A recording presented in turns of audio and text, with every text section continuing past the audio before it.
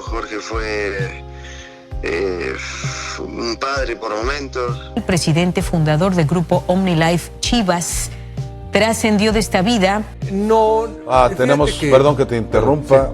Sí. Híjole, es una mala, muy mala noticia. El señor Jorge Vergara ha fallecido. Jorge no se encontraba bien y buscó en el descanso su mejor cura. Ahora ya no está en este plano. No solo perdió Chivas a su último salvador, sino el fútbol mexicano perdió a un dueño que había llegado con la firme idea de hacer las cosas diferentes, con errores y aciertos. Es normal pensar qué hubiera pasado si Jorge no hubiera comprado a Chivas. Un homenaje de un servidor al jalisciense, dueño de uno de los equipos más grandes de América Latina. Luces, micrófonos, que comience el salseo.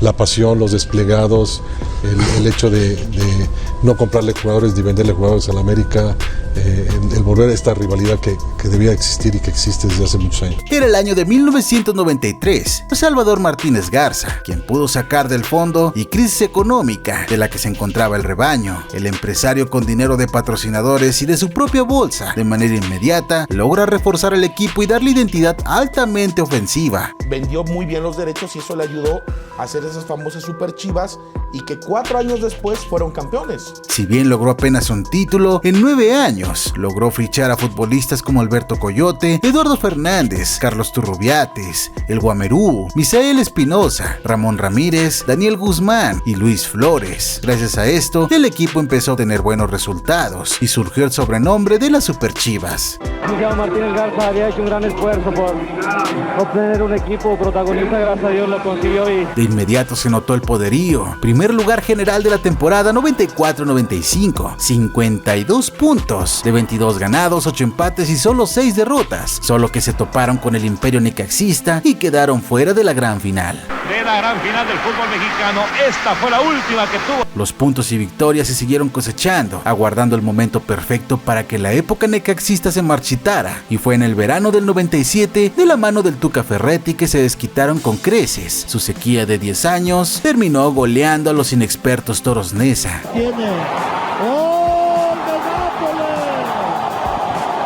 No todo era miel sobre hojuelas. Aquel contrato de la promotora era solo por determinado tiempo y el empresario, antes de regresarle el barco a la administración de socios, comenzó a vender. Dejó de invertir como lo hizo en sus primeros años. Lo único que buscaba era recuperar su inversión antes de soltar a Chivas, y fueron tiempos oscuros cuando América y el rebaño se pasaban jugadores como fichas de colección. Pero yo creo que un jugador que se identifica con la camisa de Chivas no puede usar la del América, y un jugador que se identifica con la del América no puede usar la de Chivas. Entonces yo eso es lo que defendí y voy a seguir defendiendo. Desde el punto de vista legal y formal, todas las decisiones del equipo las había tomado la promotora. Para el invierno 2000, las Chivas terminaban el torneo en el lugar 17 de 18, tiempo de vacas flacas otra vez. En cuanto la promotora entregara al equipo, buscarían venderlo. Curiosamente, en aquel lejano 2000, cuando menos 5 postores estaban interesados en manejar a las Chivas, desde un canal deportivo de televisión por cable, ahora extinto, llamado PSN. PSN saluda al Nantes.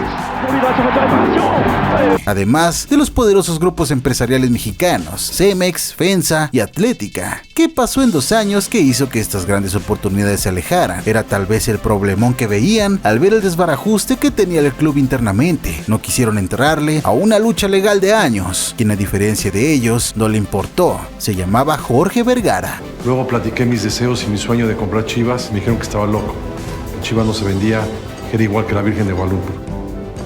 Se equivocaron. En ese entonces el rebaño era una sociedad civil y Vergara adquirió los 190 certificados de los socios y compró el equipo en $260 millones.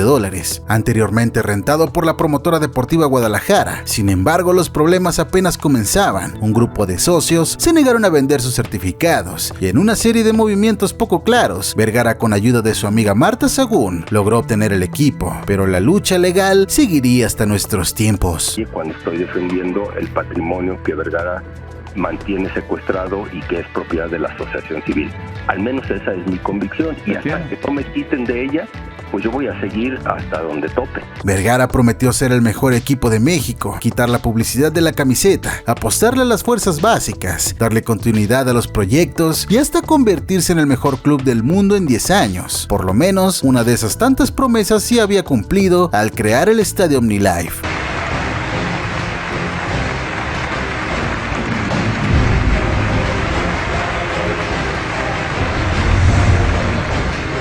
Confirmando que tenemos el mejor estadio del mundo y que así hace de muchos eventos importantes. Para empezar, el de Manchester Chivas, que difícilmente se va a volver a repetir alguna vez. Eso y un título de la mano del Bofo Bautista. Cuando viene, me dime. ¡Bofo! En ese mismo año, en 2006, Francisco Cárdenas, junto con otros miembros de la asociación civil que no vendieron su participación, intentaron anular dicho cambio en tribunales. En 2010, consiguieron que les restituyeran los derechos de marca de Chivas. Esto significaba que Jorge Vergara no podía lucrar con la mercancía que tuviera el logotipo, los colores y el nombre de Chivas. A Jorge Vergara. Así es, porque al parecer, la decisión de este juez prohíbe a Chivas, del señor Jorge Vergara, utilizar el nombre Chivas. Y apenas el 10 de julio de este año, se falló a favor de la familia Vergara. Durante su mandato, han exportado jugadores a los mejores clubes como Javier el Chicharito Hernández, quien fue vendido al Manchester United en el 2010. Pero lo más importante, supo darle su lugar a un histórico como el Rebaño, al no dejarse mangonear por Televisa y lanza Chivas TV. Hemos tomado la decisión de no renovar con ninguna cadena. Queremos que nuestro jugador número 12, que es la afición, esté cada vez más cerca nuestro, como lo está haciendo.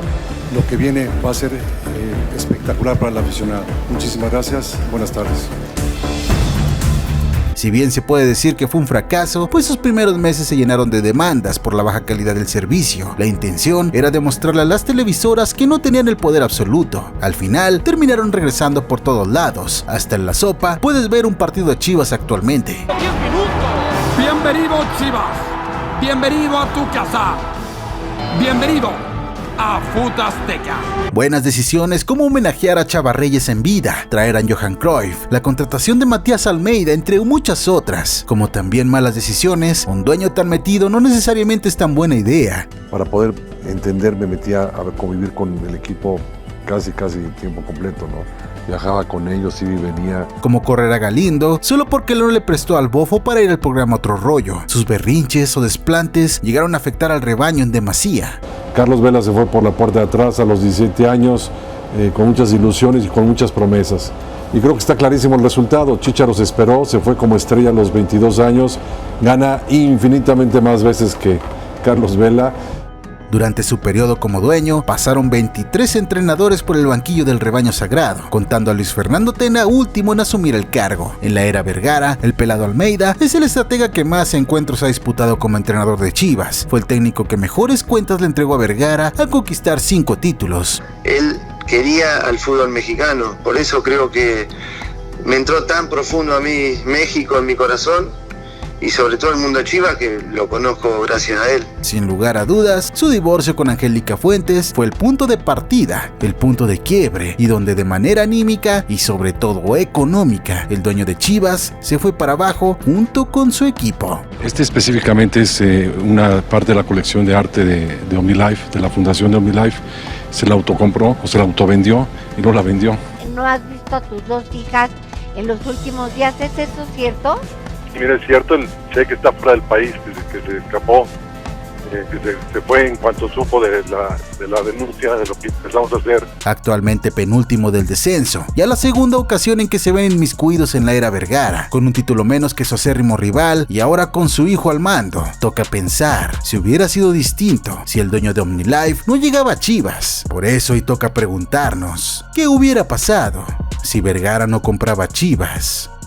¿Qué hubiera pasado?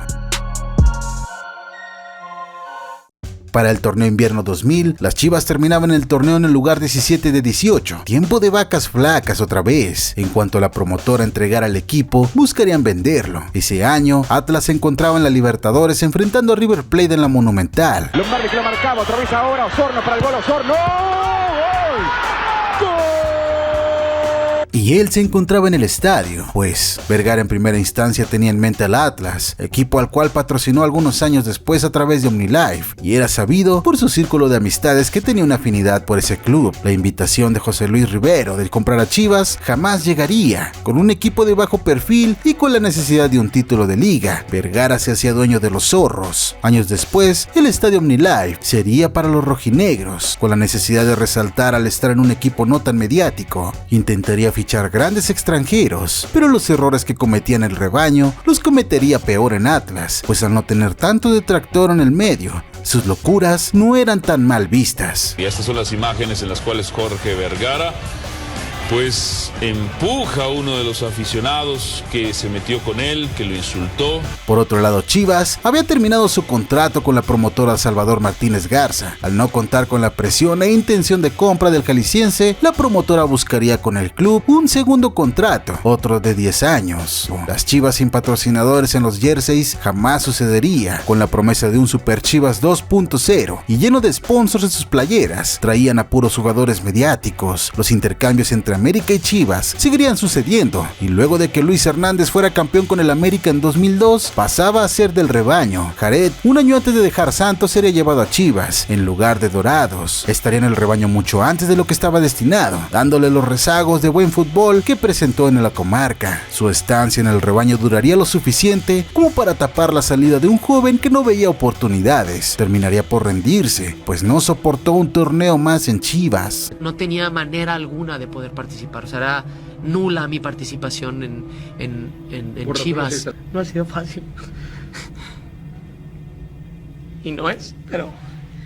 Se había perdido sin saberlo de uno de sus mejores delanteros que ha visto este suelo. El centenario del club fue festejado en el año 2006 y aquel campeonato no llegaría, pues Adolfo Bautista no era del todo mediático. Su estadía en Morelia sería más larga. Kansas City en el juego de ida de las semifinales de la Copa de Campeones de la ex CONCACAF. Alex hace el 1-0 luego de un gran pase de el Fofo Bautista, que dio un partidazo este joven.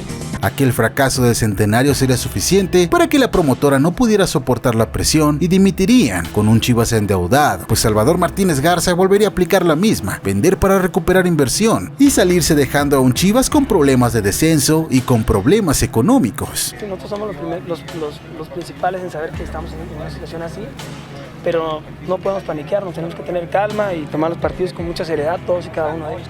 Entiendo que muchos de los que se fueron no eran titulares, pero si tú dejas que, si tu plantel ya no es tan vasto como era el anterior, exactamente, claro, la competencia interna deja de existir y entonces empiezas a relajarte. Aquel lejano 2006, Chivas de nuevo soltaba a la promotora. TV Azteca y Televisa, como hacía años, de nuevo entraban a la puja, siendo esta última, con su aún poderío económico, se echaba al rebaño a la bolsa. Si bien las Chivas siguen siendo el equipo más popular, ya con más de 22 años de sequía y con una rivalidad muy desgastada con América, su vecino Atlas estrenaba estadio OmniLife. No podrían ser días más oscuros para el rebaño. Ganador o no, Jorge Vergara le había dado al fútbol lo que se necesita: retos, burlas, arrogancia, simpatía, campeonatos, infraestructura. Nadie pudo negar que intentó de todo para que Chivas lograra sus objetivos, siempre mediático y siempre en boca de todos. Es por eso que se le va a extrañar, y mucho. La verdad que es un gran privilegio dar la despedida a Cuauhtémoc Blanco y su equipo perdiendo. Sí, claro. ¿Por qué cree usted? Todos los americanistas les duele. Dirán de consolación, pero les duele hasta el tétano. Descansa en paz, Jorge Vergara Madrigal. Dime lo que opinas, déjalo acá abajito, me importa muchísimo tu opinión. ¿Tú crees que este hubiera sido el destino de Chivas? Regálame una manita arriba, sígueme en Twitter, Instagram, únete a la secta vocerena donde lleven momazos, comparte este video y si no estás suscrito recuerda suscríbete. Créeme, no te vas a arrepentir.